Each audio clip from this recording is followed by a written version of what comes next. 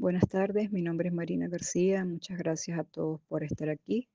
Quiero agradecer también al Grupo de Ambiente y Sostenibilidad, Planeta Vital, Restaurante Ecológico Las Corocoras, Proyecto Caminatas Conscientes y la ONG Zona de Descarga por haberme invitado a participar en este foro.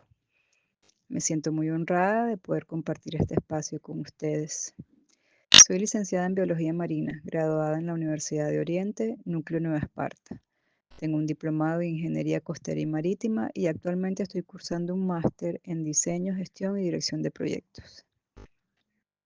Durante 17 años he trabajado en gestión de zonas costeras en diferentes países: Venezuela, República Dominicana y ahora Costa Rica, lugar donde resido. Trabajé 2 años en monitoreo de zonas costeras en el complejo petrolero de Jose. Luego trabajé por 6 años en el Ministerio de Ambiente en Venezuela, donde participé en la elaboración del Plan de Gestión Integrada de Zonas Costeras del país. Y desde el año 2012 trabajo como consultora ambiental independiente, especialista en zonas costeras, en estudios de impacto ambiental, análisis de riesgo ante el cambio climático, soluciones basadas en la naturaleza y adaptación al cambio climático. Mi meta en los trabajos que tomo es lograr un equilibrio entre las actividades humanas y la conservación de los ecosistemas. Actualmente, en mi tesis de maestría, estoy trabajando con contaminación marina por plásticos en el Caribe. La charla de hoy tiene como título Adaptación al cambio climático en zonas costeras. Espero que la disfruten. Comencemos. Ok, hoy hablaremos primero de zonas costeras. Veremos su definición y qué será para nosotros la zona costera de la que hablaremos hoy. Posteriormente, trataremos de entender qué es el cambio climático y cuáles son sus impactos sobre los ecosistemas costeros y las personas que habitan en estos espacios. Y finalmente, entraremos en el concepto de adaptación al cambio climático. Veremos la diferencia entre mitigación y adaptación y cómo la adaptación nos ayuda a ser más resilientes ante este desafío que implica para todos el cambio climático. Aquí podemos ver varias definiciones de zona costera de diferentes organizaciones internacionales como Ramsar, que la define como una interfaz relativamente estrecho entre la tierra y el mar, que es escenario de procesos funcionales y ecológicos complejos e intensivos, que dependen de la interacción de la tierra y el mar. Tenemos la definición de la ONU, donde la describen como una zona estrecha de transición entre la tierra y el mar, donde aún se pueden sentir los efectos de las mareas y las olas. Y finalmente la definición de FAO, que dice que la zona costera es una zona de interacción o transición entre la tierra y el mar, incluyendo los grandes lagos continentales. Las zonas costeras son diversas en dinámica, función y forma, y no se prestan a ser definidas con facilidad por límites espaciales estrictos. A diferencia de las cuencas hidrográficas, no existen límites naturales que marquen con claridad lo que es una zona costera. Les muestro estos diferentes conceptos para explicarles que la complejidad de la zona costera inicia por su definición. Las zonas costeras pueden ser definidas de muchas maneras diferentes e incluso nombradas de formas distintas: zona marino-costera, área costera, zona litoral y otros. La definición de la zona costera varía de un país a otro, incluso depende de la utilidad que se le dé a este espacio. Por esto, los países crean instrumentos legales para definir y delimitar su zona costera. Debido a esta diversidad de conceptos, usaremos como definición de zona costera la expresada por la Ley de Zonas Costeras venezolana. El decreto con fuerza de ley de zonas costeras fue publicado en el año 2001. En esta ley, la zona costera es definida como la unidad geográfica de ancho variable conformada por una franja terrestre, el espacio acuático adyacente y sus recursos, en la cual se interrelacionan los diversos ecosistemas, procesos y usos presentes en el espacio continental e insular. En su artículo 4 establece la delimitación que se ejemplifica en la figura anterior, donde habla de una franja terrestre que tendrá un ancho no mayor de 500 metros, medidos perpendicularmente desde la proyección vertical de la línea de más alta marea hacia la costa, y una franja acuática con un ancho no menor de 3 millas náuticas, y en ningún caso podrá exceder los límites del mar territorial, es decir, 12 millas náuticas. Asimismo, establece en su artículo 9 un área de dominio público, como el espacio acuático adyacente a las zonas costeras y la franja terrestre, comprendida desde la línea de más alta marea hasta una distancia no menor de 80 metros, medidos perpendicularmente desde la proyección vertical de esa línea hacia tierra, en el caso de las costas marinas, y establece que formarán parte de este dominio público en los límites que se fijen en el Plan de Ordenación y Gestión Integrada de Zonas Costeras los ecosistemas y alimentos geomorfológicos tales como arrecifes coralinos, praderas de fanerógamas marinas, manglares, estuarios, deltas, lagunas costeras, humedales costeros, salinas, playas, dunas, restingas, acantilados, costas rocosas, ensenadas, cabos, puntas y los terrenos ganados al mar, expresando con esto que todos estos elementos deben estar incluidos dentro de la delimitación de la zona costera que haga el país. Luego de ver esta extensa definición de la zona costera venezolana, se puede visualizar lo complejo de su delimitación, teniendo en cuenta que debe incluir todas las características que menciona la ley en espacios tan diversos en extensión, características ambientales y usos que presenta el espacio venezolano a lo largo de su territorio nacional.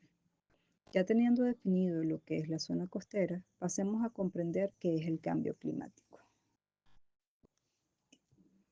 El cambio climático, según lo define el IPCC por sus siglas en inglés del Panel Intergubernamental de Cambio Climático, es la variación del estado del clima identificable a través de estudios en las variaciones del valor medio y/o en la variabilidad de sus propiedades, que persiste durante largos periodos de tiempo, generalmente decenios o periodos más largos, atribuible a variables naturales y externas, tales como modulaciones de los ciclos solares, erupciones volcánicas o cambios antropógenos persistentes de la composición de la atmósfera o del uso del suelo. Asimismo, la Convención Marco de las Naciones Unidas sobre el Cambio Climático lo define como el cambio de clima atribuido directa o indirectamente a la actividad humana, que altera la composición de la atmósfera global y que se suma a la variabilidad natural del clima observada durante periodos de tiempo comprobables. De estos dos conceptos podemos obtener información importante. Primero, se trata de un cambio en la variabilidad del clima a través del tiempo, que debe ser comprobable por estudios estadísticos que lo demuestren. Y segundo, existe un cambio climático natural y otro inducido por fenómenos naturales externos y por las actividades humanas. Es importante hacer hincapié en que existe un cambio climático natural, propio de la dinámica de la Tierra, y que hay fenómenos naturales que pueden acelerarlo. En estos casos, no hay nada que podamos hacer. Sin embargo, sí hay mucho que podemos hacer para reducir aquellas variables que dependen de la actividad humana, que se ha comprobado están acelerando el proceso del cambio climático natural. Esta diapositiva pretende ejemplificar de la forma más sencilla posible el cambio climático. Sabemos que cuando hablamos de clima nos referimos a los procesos que ocurren dentro de la atmósfera de nuestro planeta Tierra. Por tanto, enfocándonos en este caso en el cambio climático inducido por las actividades humanas, podemos decir que estamos provocando un aumento acelerado de las concentraciones de gases llamados de efecto invernadero, principalmente dióxido de carbono, que provoca el aumento de la temperatura atmosférica, el aumento de la temperatura de los océanos y la acidificación de los océanos por aumento de la concentración de dióxido de carbono disuelto en el agua del mar. A su vez, estos cambios en la temperatura de la atmósfera causan cambios en los patrones climáticos, generando reducción de las precipitaciones en algunas regiones y aumento de las lluvias en otras regiones, y en general un aumento en la intensidad y frecuencia de tormentas. Por su parte, el aumento de la temperatura de la atmósfera y del agua del océano tiene dos efectos importantes. Primero, causan el derretimiento de los glaciares y segundo, provocan la expansión del agua del mar, lo que ha producido el aumento del nivel del mar. Básicamente, de estos tres efectos se generan todos los otros impactos del cambio climático sobre los ecosistemas costeros y las comunidades que habitan en estas zonas, que se reflejan en una cadena de efectos que inciden a diferentes niveles y en diferente magnitud.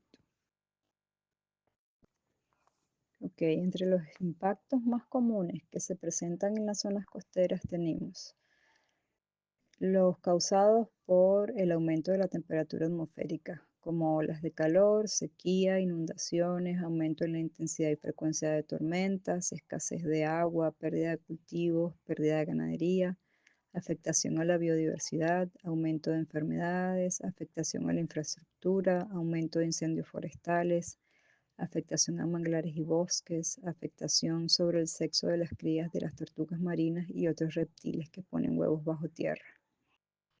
Con respecto al aumento de la temperatura del mar, podemos encontrar el aumento del nivel del mar, aumento de erosión costera, pérdida de playas, daño a la infraestructura costera, pérdidas de vida en zonas costeras, afectación a la biodiversidad, pérdida de tierras agrícolas, salinización de acuíferos por el aumento del nivel del mar, muerte de coral por aumento de la temperatura del mar, cambios en los patrones migratorios de las especies marinas, afectación de la pesca, aparición de zonas de hipoxia, es decir, zonas bajas de oxígeno que pueden causar muerte de las especies que habitan en esas zonas, y pérdida de estuarios y humedales por inundación debido al aumento del nivel del mar.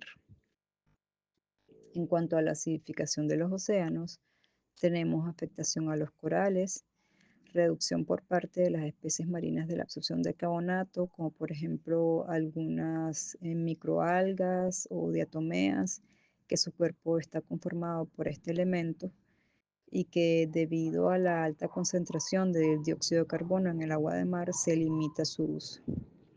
Asimismo, estas fuentes de carbonato como los arrecifes de coral y microalgas en general son sus restos ya cuando estas estructuras o organismos fallecen, los restos de sus cuerpos se acumulan en las playas y son parte, de los sedimentos que conforman la arena. Entonces, esto también causa una afectación directa a las playas porque hay reducción de fuentes de materiales para creación de playas. Estos impactos no son lineales como se muestran aquí. Normalmente se encadenan entre sí, produciendo nuevos impactos, como un efecto dominó sobre las comunidades y los ecosistemas, haciéndolos más vulnerables a los efectos mencionados arriba. Asimismo, es importante saber que hay factores externos al cambio climático que influyen en cómo las personas y el ambiente afrontan las adversidades productos de las amenazas climáticas exacerbadas ahora por el cambio climático. Estos factores contribuyen en algunos casos a aumentar o reducir la resiliencia de las poblaciones y los ecosistemas ante el cambio climático, haciéndolos más o menos vulnerables. Ejemplo de estos factores son las condiciones económicas. Por ejemplo, una comunidad de mayor recurso económico estará más preparada para afrontar los impactos del cambio climático, con casas en mejores condiciones, con más educación y viviendo en zonas más seguras, mientras que las poblaciones marginadas o menos favorecidas serán menos resilientes al enfrentarse a los impactos del cambio climático. Seguramente viven en casas menos seguras y están en desconocimiento del riesgo al que se exponen. Asimismo, en el caso de los ecosistemas, por ejemplo, un bosque de manglar que ha sido talado o afectado por quema intencional no tendrá la misma capacidad que un bosque de manglar sano de absorber el oleaje de tormenta y proteger a una comunidad a la hora de un huracán. El cambio climático es un problema global que no tiene fronteras. Por tanto, las medidas que se toman para su control son de escala global y se espera que todos los países contribuyan. Hasta el momento, se han identificado dos tipos de medidas para su control: la mitigación y la adaptación al cambio climático, que veremos a continuación. La mitigación del cambio climático es definida por el IPCC como la intervención humana encaminada a reducir las fuentes o potenciar los sumideros de gases de efecto invernadero. Es decir, la mitigación ataca directamente las fuentes que causan el cambio climático, intentando reducirlas. Ejemplo de esto son la reducción de las emisiones de gases de efecto invernadero que proponen los países a través de sus políticas de cambio climático. El empleo de energías renovables como los paneles solares, la energía eólica, entre otras. Las alternativas de transporte como el uso de carros eléctricos y la preferencia del uso de bicicleta con respecto a los carros de motor. Y aumentar la captura de los gases de efecto invernadero es otra alternativa de mitigación que actualmente se hace con la siembra de manglares, pastos marinos y microalgas en general, que se ha demostrado son sumideros mucho más eficientes que incluso los bosques terrestres. Mientras que la adaptación, por su parte, es el proceso de ajuste al clima real o proyectado y a sus efectos.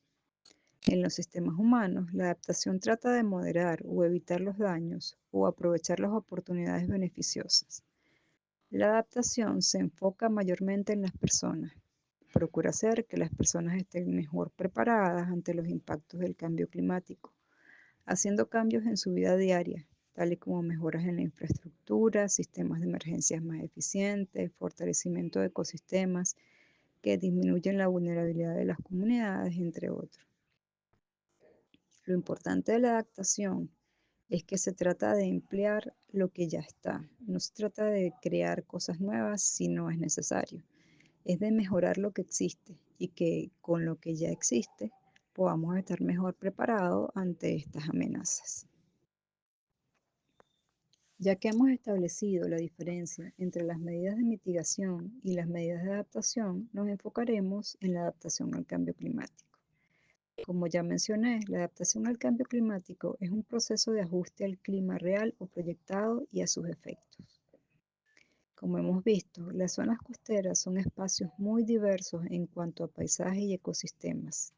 Y tal como señala la ONU, el 60% de la población mundial vive ya en zonas costeras y el 65% de las ciudades con una población de más de 2.5 millones de habitantes están ubicadas a lo largo de las costas del mundo. Varias de estas ya se encuentran al nivel del mar o por debajo de este. Las zonas costeras se ven especialmente afectadas por las amenazas que vienen del mar, además de las amenazas provenientes desde la tierra. Muchas comunidades pobres, incluyendo pescadores artesanales y poblaciones originarias, habitan en zonas costeras y sus ingresos dependen de su relación con el ambiente. Sus actividades económicas están estrechamente ligadas a los bienes y servicios que prestan los ecosistemas costeros y marinos y a la calidad de estos ambientes. Estas comunidades menos favorecidas son más vulnerables a los efectos del cambio climático y a su vez son menos resilientes para responder ante estas amenazas. El turismo, por ejemplo, es una actividad económica que para muchos países representa el mayor ingreso a su Producto Interno Bruto. Sobre todo países islas como los del Caribe dependen completamente de la calidad de sus ecosistemas. Sin embargo, al igual que las poblaciones humanas, estos ecosistemas se están viendo amenazados por los impactos del cambio climático, que sumado a las presiones generadas por las actividades humanas, han reducido su capacidad de responder ante este evento. Ok, ahora hablaremos de las medidas de adaptación al cambio climático. Las medidas de adaptación al cambio climático se implementan a diferentes escalas. A nivel país, se espera que exista una política de transversalización dirigida al cambio climático, de manera que se implemente en todas las escalas.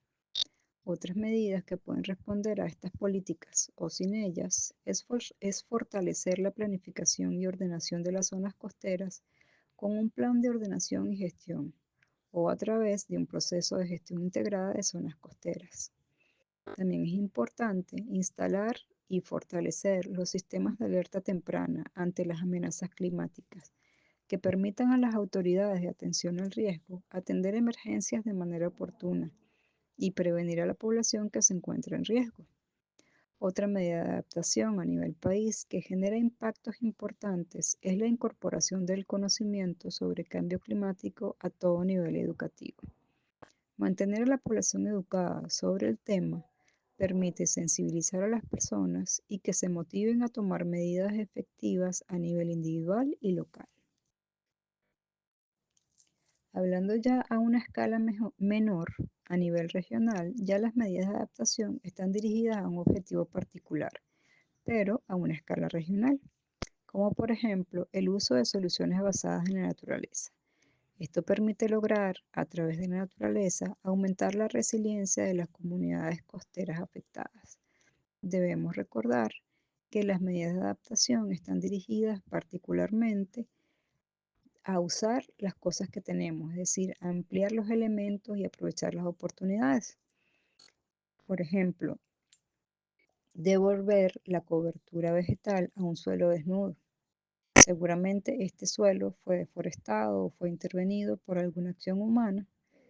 Entonces, ¿qué hacemos? Recuperamos el suelo a través de la siembra de la cobertura vegetal para aumentar su absorción de agua y reducir la erosión durante lluvias intensas. Otro ejemplo es la restauración de ecosistemas costeros que existan en la zona, como manglares, arrecifes de coral, que ayudan a disminuir la fuerza del oleaje de tormenta y protege a la costa contra inundaciones. Otra alternativa es crear planes de adaptación al cambio climático a nivel estatal. Estos planes establecen los lineamientos que la región pretende lograr para ayudar a detener el avance del cambio climático y ayudar a las personas a prepararse para lo que ya no es posible cambiar. Para esto es necesario pensar en cómo planificar las ciudades en función de los impactos del cambio climático. Ejemplo de esto es la construcción y o mantenimiento de drenajes de lluvia en zonas propensas a inundación y fortalecer la capacidad de las instituciones públicas ante el cambio climático. Bajando un poco más el zoom, ya llegamos a la escala local. A escala local, lo que se pretende con la adaptación al cambio climático es dar herramientas a los pobladores, en especial aumentar la resiliencia de las poblaciones menos favorecidas para que puedan enfrentar el cambio climático desde una posición más fuerte. Por ejemplo, se sabe que a nivel mundial las pesquerías han mermado debido a la sobrepesca, la destrucción de hábitats de estas especies y la contaminación, entre muchas otras acciones productos de las actividades humanas. Sin embargo, ahora se ha sumado a todos estos factores el cambio climático. Por tanto, es necesario reconocer que se requiere un cambio. La era de la extracción terminó. Ahora estamos en la era de la producción y debemos llegar al punto donde seamos capaces de producir todos los alimentos que consumimos, por lo que es necesario cambiar pesca por acuicultura, por ejemplo.